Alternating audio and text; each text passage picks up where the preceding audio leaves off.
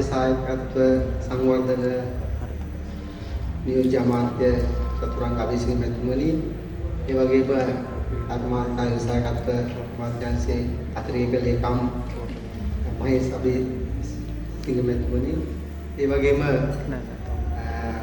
අපගේ DMT ආයතනයේ සහකාර අධ්‍යක්ෂක කොමසාරිස් තෙන්නපෝල් මැතිතුමා, ඒ වගේම අපගේ අමතර කොටස් නිෂ්පාදන කරුවන්ගේ සංගමයේ සභාපති ඉතිමන්ත ජයවර්ධන මැතිතුමනි, ඒ වගේම KD රයිස් ආයතනයේ සභාපති ධම්මික පෙරේරා මැතිතුමා ඇතුළේ සියලු කාර්ය මණ්ඩලයෙන්ද, ඒ වගේම මෙතෙන්ට පැමිණ සිටින මේ අවස්ථාව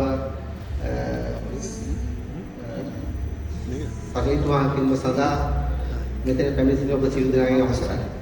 ඇත්තටම අපි කර්මාන්ත කාර්මික සංවර්ධන මණ්ඩලය හැටියටත්, ඒ වගේම කර්මාන්ත අමාත්‍යාංශ විවසායකත්ව සංවර්ධන අමාත්‍යාංශයේ හැටියටත් එකම ආයතනය වෙන කර්මාන්ත සංවර්ධන සම්බන්ධයෙන් තාක්ෂණික සහාය ලබා දීම සඳහා කැපවී සිටින ආයතනයක් වන IDB හැටියට, ඒකෙත් අපි ඉංජිනේරු අධ්‍යක්ෂක හැටියට මම මෙම අවස්ථාවේ ඉතාමත්ම සන්තෝෂ වෙනවා. මොකද අපි දන්නවා අපි එක නිර්වචන දීලා තියෙනවා ව්‍යවසායකත්වයට. ව්‍යවසායකත්වය කියන එක ගරු නියෝජ්‍ය අමාත්‍යතුමනි, ව්‍යවසායකත්වය කියන වචනේ තේරුමෙන්ම අපි දන්නවා අපේ ගොඩක් මේ අය ගොඩක් වෙලාවට ණය ඉල්ලගෙන ණය ගෙවා ගන්න බැරුව ඒවට වෙන වෙන විකල්ප යොදන NLP කියලා අපේ non performance loan scheme එකේ යටතේ විශාල කර්මාන්ත කරු ප්‍රමාණයක් අපේ රටේ ඉන්නකොට මේ KD රයිස් ආයතනයේ සභාපතිතුමා අපට කවදාවත් ඇවිල්ලා කියලා නැහැ. නිසාත් මාත්‍ය අපට ලෝන් එකක් අරන් දෙන්න කටයුතු කරනවා.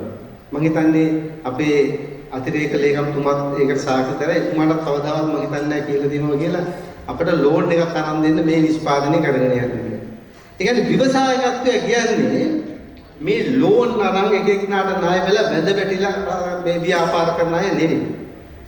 ඒ කියන්නේ විවසායකත්වයට පුළුවන් තමන්ගේ තියෙන ඒ ෆයිනෑන්ෂියල් ක්‍රයිසිස් එකකදී දරා ගන්න පුළුවන් විදිහට කල්පනාකරණය කරගෙන ඒ අවස්ථාවල් අභියෝගයන් ඔපචුනිටි එකක් කරගෙන අවස්ථාවක් කරගෙන ඒ කර්මාන්තය ඉදිරියට කරගෙන යනවා.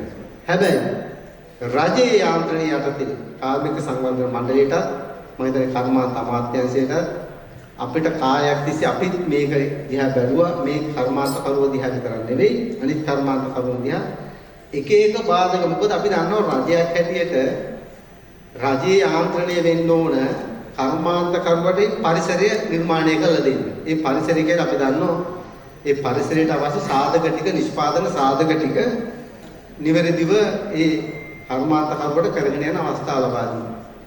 ඇත්තටම අපට පුළුවන් විදියට අපි සන්තෝෂ වෙනවා මේ කර්මාන්ත කරුවන්ට දෙන එක සහයෝගයක් තමයි තාක්ෂණික සහයෝගය. මට මතකයි ධම්මික පෙරේරා වගේම ඉංජිනේරු දනුපත් ඉස්සෙල්ලම මේ බයිසිකලේ චැසිය හදලා මේ මම හිතන්නේ DMT ගේ තෙන්නපොල් මහත්තයත් අපි දන්නවා ඇති මේක කොහොමද චෙක් කරගන්නේ. ඒ කියන්නේ මේක ඩිසයින් එක අප්‍රූව් කරගන්නේ කොහොමද? මොකද මේක අපි දන්නවා මේක මොබයිල් කියන්නේ වාහනයක් කියන්නේ ඩයිනමික් ස්ට්‍රක්චර් එකක්. මේ ඩයිනමික් ස්ට්‍රක්චර් එකක් ලංකාවේ එහෙම පරීක්ෂා කරලා බලලා ඒ ඩිසයින් එක අප්‍රූව් කරගන්න අවස්ථාවක් තිබුණේ නැහැ.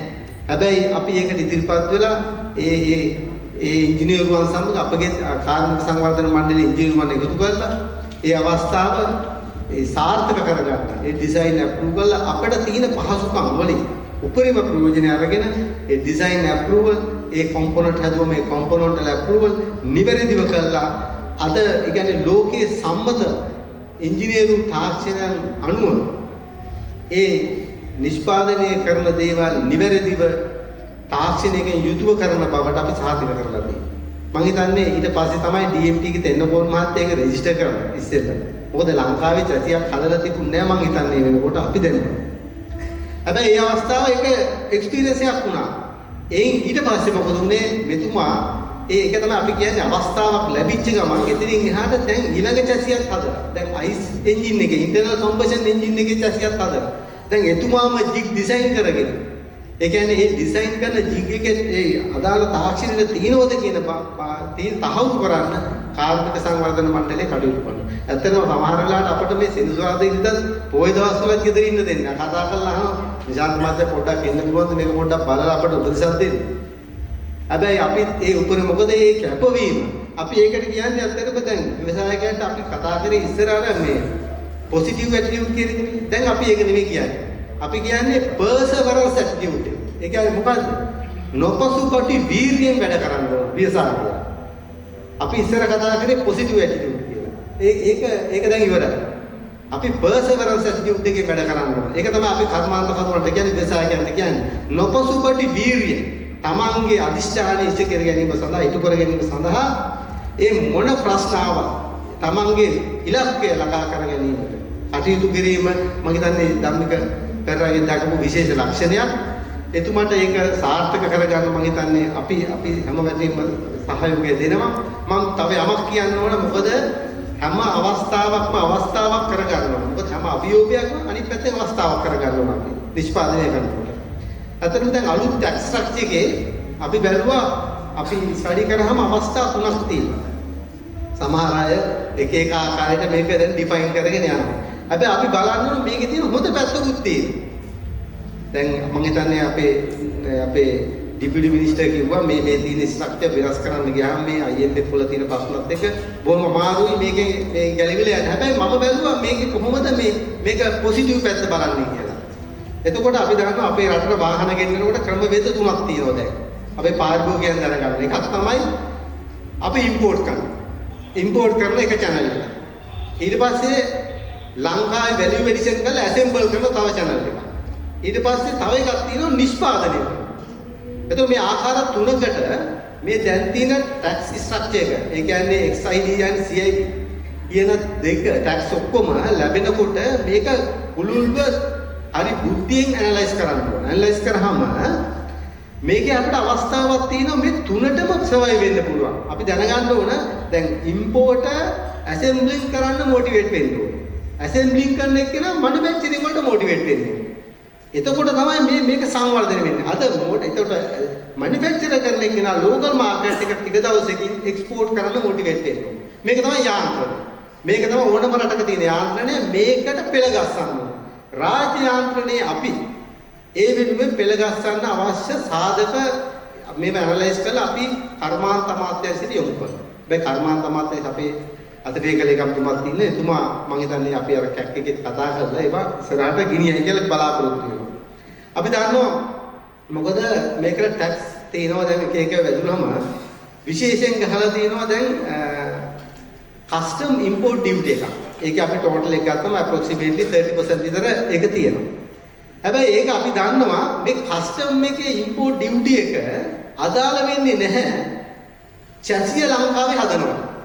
චැසිය ලංකාවේ හදලා මැනුෆැක්චර් කරනවා නම් වාහනය ඒකට අර CID කියන එක ඇප්ලයි වෙන්නේ නැහැ. ඒකට ඒක 30% තියෙනවා. ඊට අමතරව XID එක 70% off වෙනවා.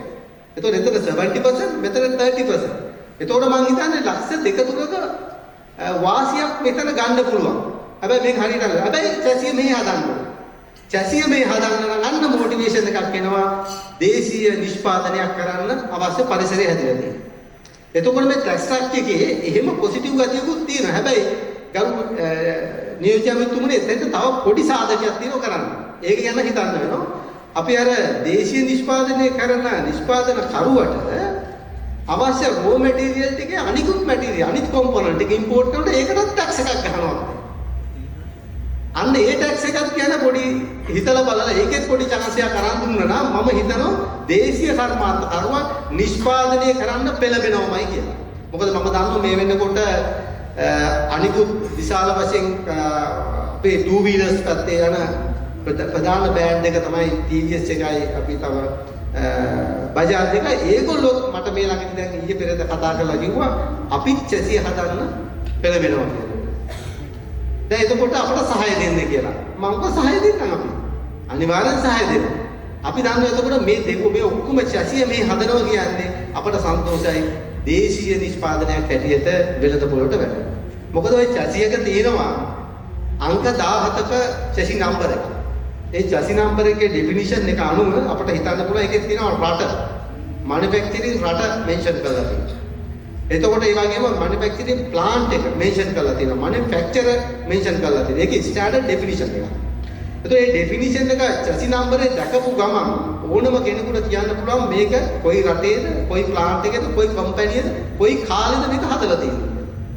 එතකොට මේ ස්ටෑන්ඩඩ් චැසි නම්බර එක අපි දැන් අදට ඇසෙම්බලින් කරන ඒ වගේ එක්කෝ චයිනීස් නම්බරයක් තියෙන්නේ, එක්කෝ ඉන්දියන් නම්බරයක් තියෙන්නේ. හැබැයි දේශීය නිෂ්පාදනය කරන චැසි එක වැටෙනකොට අපේ දේශීය අපේ ශ්‍රී ලංකාවට ආවේනික නම්බරයක් තමයි තියෙන්නේ. එතකොට ශ්‍රී ලංකාවේ කර්මාන්තකරුවගේ අදාළ නම්බරේ තමයි තියෙන්නේ. ශ්‍රී ලංකාවට අදාළ ප්ලාන්ට් එකේ නම්බරේ තමයි තියෙන්නේ. එතකොට තමයි අපේ දේශීය නිෂ්පාදන විදේශී වෙළඳපොළට යනකොට අඳුරගන්නේ මේක මේඩ් ඉන් ශ්‍රී ලංකා කියලා. එතකොට එතෙන්ට ගන්න පුළුවන් මම මේ කියන්නේ අනිත් පහසුකම් නැති වුණත් අපිට මේ තියෙන පහසුකම් වලින් ඉස්සරහට දේශීය කර්මාන්තය ලෝක වෙළඳපොළට විදේශී වෙළඳපොළට ගෙනියන්න අවස්ථාව අපිට උදා වෙලා තියෙනවා. අපි ඇත්තටම එක් අවස්ථා හැමදේම නැති දේම කතා කරගෙන ඉන්නේ නැතුව තියෙන දෙකේ ඉස්සරහට ගෙනියන්න මම කියන්නේ සියලු දෙනාම අනිත් කර්මාන්ත කරුණු මේ ධෛර්යයක් කරගන්න ඕන. මම හිතන්නේ ධම්මික පෙරේරා මැතිතුමාගේ මේ KD රයිස් ආයතනයට මම සුබ පතනවා.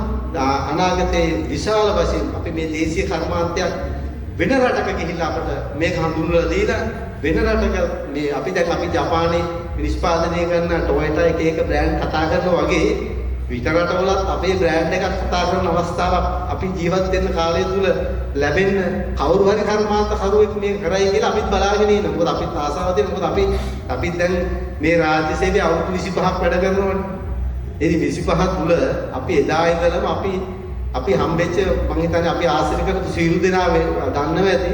අපිත් මේ දේශීය කර්මාන්ත කරුවා සංවර්ධනය කරන්න, දියුණු කරන්න අපේ හැම මොහොතක්ම හැම කාලෙම වැය කරලා තියෙනවා.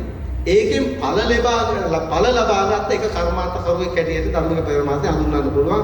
මම හිතන්නේ දිමන්ත ජයවර්ධන මහත්තයා දන්නවා ඇති එතුමා කොච්චර මේ කොම්පොනන්ට් පැත්තේ නිෂ්පාදනය කරන්න මේවට අවදාළ අමතර කොටස් නිෂ්පාදනය කරන මොනතරම් මහන්සි වෙනවද කියලා. ඉතින් අපි අපේ නියෝජ්‍ය මෙතුමාට අපි ඇත්තටම පොඩි අවධානයක් යොමු කරන්න කියලා කියනවා. මේ නිෂ්පාදනය කරන අමතර කොටස් සහ මැටීරියල් වලට ඒ ටැක්ස් එක මොනවා හරි ක්‍රමයකින් අඩුම ගානේ කර්මාන්ත අමාත්‍යාංශය හරහා රෙකමන්ඩ් කරන කට්ටියට හරි මේක යම්කිසි සහනයක් ලබා දෙන්න අඩුම ගානේ අවුරුදු 5කට. දිගටම ඕනෙත් නැහැ. අවුරුදු 5කට දුන්නා නම් මම හිතන්නේ ඉස්සරහට ඒ වගේම අපි මේවා ටෙස්ට් කරන අපි කියනවා automobile research and development centre එකක් අපි බලාපොරොත්තු වෙනවා ඉස්සරහට කරන්න. මම හිතන්නේ ගරු නියෝජ්‍ය මෙතුමත් ඒ සඳහා අපිට කැමැත්ත පළ කරලා තියෙනවා. අතිරේක ලේකම්තුමත් දන්නවා. ඒ වෙනුවෙන් අපි report එකක් සබ්මිට් කරලා තියෙනවා අපේ